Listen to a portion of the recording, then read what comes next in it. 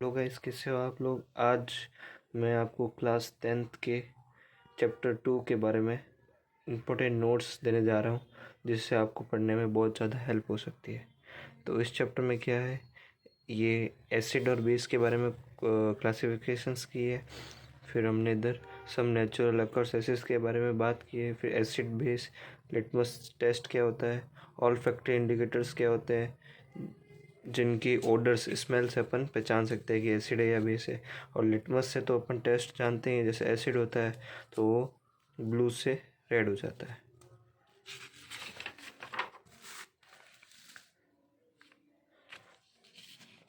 ये है acid base indicators, जिसमें से कि कौन सा एसिड क्या डालने पे क्या चेंजेस आते हैं वो बताया है इसने। और फिर केमिकल प्रॉपर्टीज़ के बारे में। और फिर है पॉप टेस्ट। पॉप टेस्ट में क्या होता है, एसिड और बेस और मेटल के साथ में रिएक्ट करते हैं तो क्या होता है, हाइड्रोजन गैस। और कुल मिला के एसिड और बेस रिएक्ट करते तो हाइड्रोजन गैस और सॉल्ट बनता है। तो जो गैस निकलती है उसको पहचानने के लिए ये टेस्ट होता है। उसके बाद में अपने पास आता है ये है actions of acid with metal carbonates and metal bicarbonates. कि जो है एसिड जो है मेटल कार्बोनेट्स और मेटल बाइकार्बोनेट्स के साथ कैसे रिएक्ट करते हैं, कैसा एक्शन करते हैं। तो उसके लिए रिएक्शन ये रही, मेटल कार्बोनेट एसिड के साथ सॉल्ट, कार्बन डाइऑक्साइड और वाटर बनाते हैं, ठीक है। और मेटल बाइकार्बोनेट के साथ भी सॉल्ट, वाटर बनाते हैं और कार्बन डाइऑक्साइड बनाते हैं। उसके बाद आता है lime water test. Lime water में क्या डालते हैं, स्लैक्ट लाइम डालते हैं, जिसको क्या बोलते हैं, लाइम वाटर, ठीक है। उसके साथ में H2CO2 गैस उसमें पास कराते हैं तो वहाँ पे वाइट कलर का प्रेसिपिटेट बनता है, जो कि नीचे पैंदे में जमा हो जाता है। इससे अपन को पता चलता है कि ये लाइम वाटर है। और उसके साथ में ऑन पासिंग एक्सिस, ये तो नॉर्मल एक्वस में है। एक्सिस पे डालने पे क्या होता है, तो क्या होता है कि जो ये CaCO3 है H2O के साथ में, वो सॉल्युबल इन वाटर बन जाता है, क्योंकि ये बनाता है कार्बोनिक एसिड। उसके बाद में न्यूट्रलाइजेशन रिएक्शन आती है। और फिर मेटल जो है रिएक्ट करते हैं oxides with acid. Metal oxide जो है एसिड के साथ रिएक्ट करते हैं तो क्या बनाते हैं, और नॉन मेटल ऑक्साइड जो बेस के साथ रिएक्ट करते हैं तो क्या बनाते हैं। दोनों केस में सॉल्ट प्लस वाटर बनता है। उसके बाद अपन आ चुके हैं एसिड्स और base with water solution. Water solutions में क्या है कि acid produces H+ ions in the presence of water.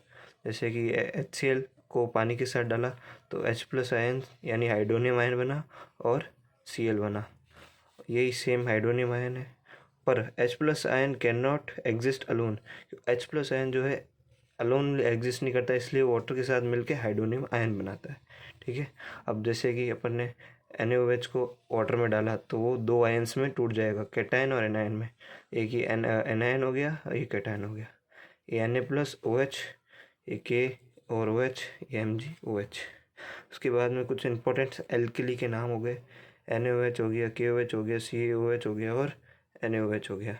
उसके बाद में नीचे एक प्रिकॉशन दे रखा है कि precaution must be taken will highly exothermic steering.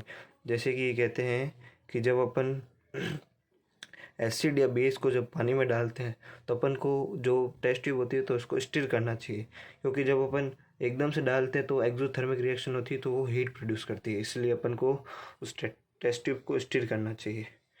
उसके बाद में आता है अपने पास ये व्हेन एन एसिड और base mixed with water they becomes diluted, ठीक है। उसके बाद आता है स्ट्रॉन्ग स्ट्रेंथ ऑफ एसिड और बेस। उसके बाद में ये चीज़ें आती है। फिर आया है प्रोटोन, पीएच स्केल के बारे में आ गया। पीएच स्केल के बारे में आ गया। पीएच स्केल में हमको बताया गया है कि 0 से 7 तक एसिड्स होते हैं, 7 पे न्यूट्रल ग्रीन हो जाता है, और 7 से 11 पे, जैसे कि 0 से 7 तक रेड कलर में होते हैं तो वो एसिड्स की कैटेगरी में आते हैं, और 7 से 14 तक बेस की कैटेगरी में आते हैं, तो इसलिए वो ब्लू कलर में होते हैं, और 0 से 7 तक रेड कलर में होते हैं। कुछ एसिड्स और बेसिस के नाम दे रखे हैं तो आप देख सकते हैं।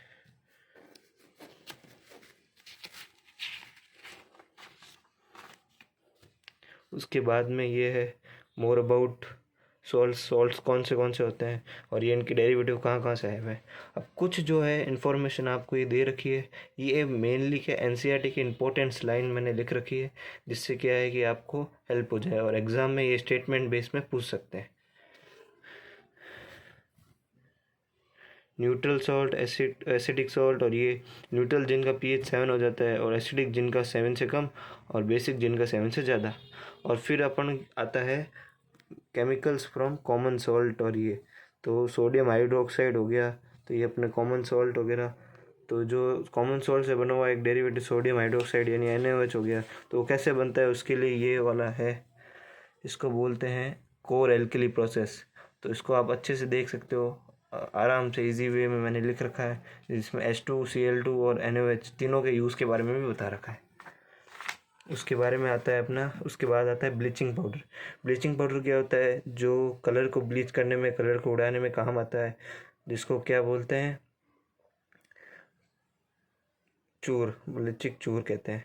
फिर इसके नीचे आ गया, इसका देखो उसके अंदर जो एक तो है कि ब्लीचिंग पाउडर बन रहा है, और उसके नीचे आ गया अपना बेकिंग सोडा। बेकिंग सोडा जो खाने में यूज़ करते हैं वो हो गया।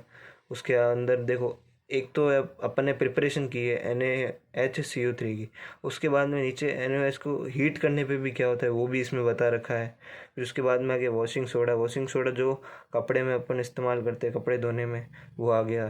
फिर उसके बाद में अगर RBC चाहता है तो वो कुछ ऐसे क्वेश्चन बनाता है कि water of crystallisation. Water of crystallisation क्या होता है कि जब अपन क्या करते हैं, fix number of water molecules को एक वन फॉर्मूले में 1 यूनिट ऑफ सॉल्ट में रखते हैं, तब जाके वो ऐसा कि वाटर क्रिस्टलाइजेशन बनता है।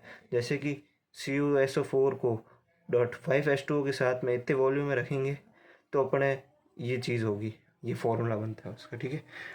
और ये लास्ट है अपने जिप्सम। क्या होता है जिप्सम, फॉर्मूला ऑफ जिप्सम क्या होता है, MCQ फिलिंग द ब्लैंक्स में पूछ सकता है। और कितने टेम्परेचर पे हीट करने पे ये क्या क्या बनता है। और प्लास्टर ऑफ पेरिस POP क्या होता है ये भी आप देख सकते हैं, POP का यूज़ क्या होता है। ये 2024 में बोर्ड में आ चुका है 3 नंबर का सवाल। इसी में से कुछ मैंने आपको क्वेश्चंस दे रखे हैं, ये क्वेश्चंस की प्रैक्टिस कीजिए, जिससे क्या है कि आपको इस चैप्टर के बारे में एकदम प्रॉपर कॉन्सेप्ट क्लियर हो जाएंगे, ठीक है। देखिए